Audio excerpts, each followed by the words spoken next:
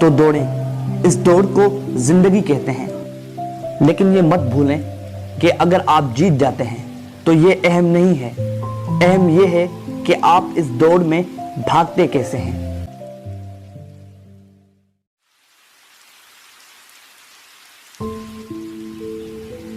ایک زمانے میں ایک نوجوان لڑکا ایتھلیٹک تھا جو کامیابی کا بھوکا تھا، جس کے لیے جیتنا ہی سب کچھ تھا اور کامیابی کا اندازہ صرف جیتنے سے تھا۔ ایک دن نوجوان لڑکا اپنے گاؤں میں دوڑ کے مقابلے کے لیے خود کو تیار کر رہا تھا۔ اس کے ساتھ اور 2 نوجوان لڑکے مقابلے کے لیے لڑ رہے تھے۔ کھیل کے تماشے کا مشاہدہ کرنے کے لیے ایک بہت بڑا مجمع جمع ہو گیا تھا اور چھوٹے لڑکے کی خبر سن کر ایک عقل مند بوڑھا آدمی بھی گواہی دینے کے لیے نکل پڑا تھا۔ دوڑ کا آغاز ہوا اور ختم لائن پر سطح کی حرارت کی طرح نظر آ رہا تھا، لیکن یقینی طور پر لڑکے نے گہری کھدائی کی اور اپنے عزم اور طاقت پر پوری طرح سے زور دیا۔ اس نے فتح لائن کا مظاہرہ کیا اور پہلے نمبر پر تھا۔ لوگوں کا ہجوم خوش مزاج تھا اور اس لڑکے پر خوش ہو کر لہرایا، اور عقل مند آدمی خاموش ہو کر پرسکون رہا۔ اس نے کسی جذبات کا اظہار نہیں کیا۔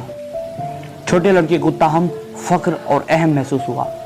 پھر دوسری ریس کو بلایا گیا اور 2 نئے نوجوان چیلنجرز چھوٹے لڑکے کے ساتھ دوڑنے کے لیے آگے آئے۔ دوڑ کا آغاز ہوا اور یقینی چھوٹا لڑکا آگے آیا اور ایک بار پھر فتح پائی، اور لوگوں کا ہجوم پھر سے خوش ہوا اور اس لڑکے کی خوشی میں لہرایا، اور عقل مند آدمی پھر بھی چپ رہا اور کوئی اظہار خیال نہیں کیا۔ تاہم چھوٹے لڑکے کو فخر اور اہم محسوس ہوا۔ ایک اور ریس چھوٹے لڑکے نے التجا کی۔ عقل مند آدمی آگے بڑھا اور چھوٹے لڑکے کو 2 نئے چیلنجرز کے ساتھ پیش کیا، ایک بوڑھی کمزور عورت اور ایک اندھا آدمی۔ یہ کیا ہے؟ چھوٹے بچے سے سوال کیا۔ یہ دوڑ نہیں ہے، اس نے کہا۔ دوڑ؟ عقل مند آدمی نے کہا۔ دوڑ کا آغاز ہو چکا تھا اور لڑکا صرف جیتنے والا تھا، اور دوسرے 2 چیلنجرز شروعاتی لائن پر کھڑے رہ گئے، اور چھوٹا لڑکا جیت کی خوشی میں اپنے ہاتھ اوپر کرنے لگا۔ لوگوں کا ہجوم تاہم خاموش رہ گیا اور چھوٹے لڑکے کی طرف کوئی اظہار خیال نہیں کر رہا تھا۔ چھوٹے لڑکے نے عقل مند بوڑھے آدمی سے پوچھا، کیا ہوا ہے؟ لوگ میری کامیابی میں شامل کیوں نہیں ہو رہے؟ عقل مند آدمی نے کہا، دوبارہ دوڑو، اس بار آپ تینوں مل کر ختم کریں، ایک ساتھ مل کر ختم کریں۔ عقل مند آدمی کہتا رہا۔ چھوٹے لڑکے نے تھوڑا سا سوچا، نابینا آدمی اور بوڑھی کمزور عورت کے بیچ میں کھڑا ہوا اور دونوں چیلنجوں کو ہاتھ سے پکڑا۔ دوڑ شروع ہوا اور چھوٹا لڑکا آہستہ آہستہ چلتا رہا اور فتح لائن پر پہنچا اور اسے پار کر لیا۔ لوگوں کا ہجوم خوش ہوا اور لڑکے کی خوشی میں لہرایا۔ عقل مند آدمی مسکرایا اور اس کے سر کو آہستہ سے ہلایا۔ چھوٹے لڑکے کو فخر اور اہم محسوس ہوا۔ چھوٹے لڑکے نے کہا کہ اولڈ مین، میں سمجھ نہیں پا رہا، ہجوم کس کے لیے خوش ہو رہا ہے؟ ہم تینوں میں سے کون سا ایک؟ چھوٹے لڑکے سے پوچھا۔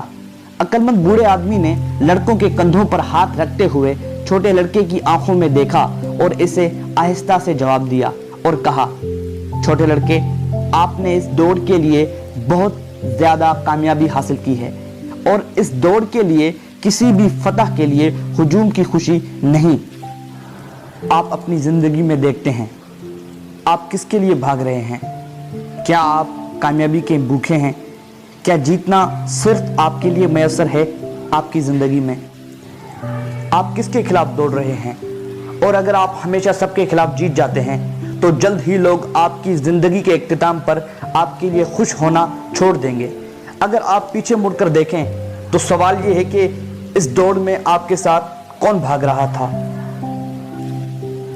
اور اگر وہ کمزور اور بوڑھے تھے تو کیا آپ نے ان کی مدد کی لائن کو عبور کرنے میں؟ کیا آپ سب نے مل کر ختم کیا؟ کیونکہ یہ بہترین دوڑ ہے جو آپ کبھی بھی دوڑ سکتے ہیں۔ تو دوڑیں، اس دوڑ کو زندگی کہتے ہیں۔ لیکن یہ مت بھولیں کہ اگر آپ جیت جاتے ہیں تو یہ اہم نہیں ہے، اہم یہ ہے کہ آپ اس دوڑ میں بھاگتے کیسے ہیں۔ بہت شکریہ۔ اللہ آپ کا اور ہم سب کا حامی اور ناصر ہو۔